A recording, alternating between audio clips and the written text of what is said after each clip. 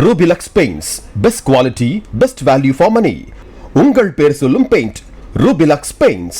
சற்று முன்பு விண்ணில் ஏவப்பட்ட PSLV C-62 ராக்கெட் திட்டம் தோல்வியடைந்திருப்பதாக இஸ்ரோ அறிவித்திருக்கிறது.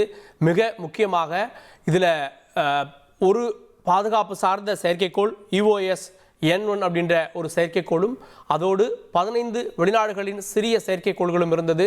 நம்ம PSLVயில் நிறைய சாதனைகளை படைச்சிருக்கோம். இப்போது C-62 அப்படின்ற இந்த ராக்கெட் திட்டம் தோல்வியடைந்திருப்பதாக அதிகாரப்பூர்வமாக அறிவிக்கப்பட்டிருக்கிறது. செய்தியாளர் தாய்மானவன் கூடுதல் விவரத்துடன் இணைகிறார். தாய்மானவன், திட்டம் எவ்வாறு தோல்வியடைந்தது, எந்த நிலையில், எந்த ஸ்டேஜில் அது ஃபெயிலியர் ஆச்சு, விவரங்கள் என்ன? ஆந்திர மாநிலம் ஸ்ரீஹரிகோட்டாவில் இருக்கக்கூடிய சதீஷ் தவான் விண்வெளி மையத்தில் இருந்து இன்று காலை சரியாக 10:17 மணிக்கு PSLV C-62 ராக்கெட் என்பது விண்ணில் செலுத்தப்பட்டிருந்தது. இஸ்ரோ தனது இந்த ஆண்டுக்கான முதல் ராக்கெட் ஏவுதல் பணியை இந்த ஆண்டு மேற்கொண்டிருந்தாங்க. பாதுகாப்பு, புவி கண்காணிப்பு உட்பட 16 செயற்கைக்கோள்களை சுமந்து கொண்டு PSLV C-62 ராக்கெட் விண்ணில பாய்ந்திருந்த ஒரு சூழல்ல திட்டம் என்பது பின்னடைவை சந்தித்திருப்பதாகவும் தோல்வியில முடிந்திருப்பதாக இஸ்ரோ தலைவர் நாராயணன் கருத்தை வெளியிட்டிருக்கிறார். குறிப்பாக புவியை கண்காணிக்கக்கூடிய EOS N1 உட்பட 16 செயற்கைக்கோளை சுமந்தபடி PSLV C-62 ராக்கெட் என்பது சென்றிருந்த ஒரு சூழல்ல 3 நிலைக்கு பிறகாக நிலைநிறுத்தும் பாதையில் இருந்து விலகி இருப்பதாகவும் இதற்கான காரணங்களை தொடர்ந்து ஆய்வு செய்து வருவதாக தகவலை வெளியிட்டிருக்கிறாங்க. குறிப்பா இந்த ராக்கெட்டுடைய செயல்பாடை பொறுத்த மட்டும் பார்த்தோம் என்றால் PS1 இக்னிஷன் என்பது சரியாக 10:17 மணி அளவுல தொடங்கி இருந்தது. இதன் தொடர்ச்சியாக PS1 செப்பரேஷன் என்பது விண்ணில செலுத்தப்பட்ட 112 வினாடிகள்ல சரிவர நடந்தது. அதன் பிறகாக PS2 இன்ஜின் என்பது சரியாக 112வது வினாடியில துவங்கி இருந்தது. இதன் தொடர்ச்சியாக PS2 செப்பரேஷன் என்பது 263.1 வினாடியில சரியாக நிறைவடைந்தது.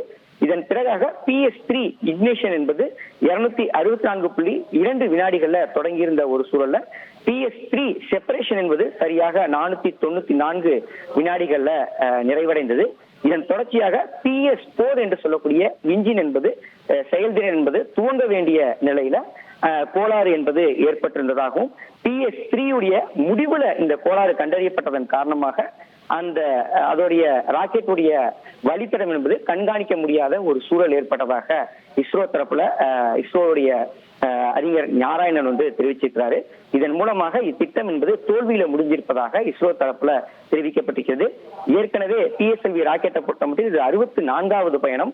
கடந்த ஆண்டு கூட PSLV ராக்கெட் ஒன்று தொழில்நுட்ப கோளாறு காரணமாக பாதியிலேயே ஏவுதலை நிறுத்தி இருந்தது குறிப்பிடத்தக்கதாக பார்க்க முடிந்தது. இந்த நிலையில தான் தற்போது மீண்டும் இந்த ஏவுதல் என்பது பின்னடைவை சந்தித்திருக்கிறது. தொடர்ந்து இணைப்பில் இருந்த தாய்மானவன், இஸ்ரோ தலைவர் நாராயணன் இந்த திட்டம் எவ்வாறு தோல்வியடைந்தது என்பது பற்றி விளக்குகிறார். அதனை பார்க்கலாம்.